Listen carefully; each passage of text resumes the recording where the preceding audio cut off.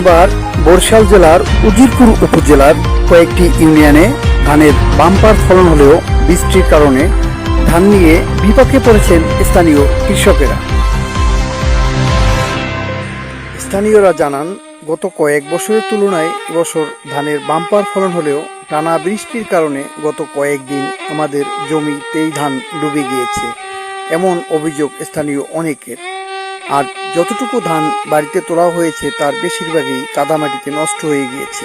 তাই এলাকার ব্রিজ, রাস্তাঘাট, কালভার্ট যেখানেই একটু শুকনো জায়গা পেয়েছেন সেখানেই ধানের শুকনোর কাজে ব্যস্ত ছিলেন সবাই। ক্ষোভের সাথে অনেকে বলেন, এবছর ধান ভালো হলেও একদিকে দাম কম, অন্যদিকে কিষানের দাম বেশি।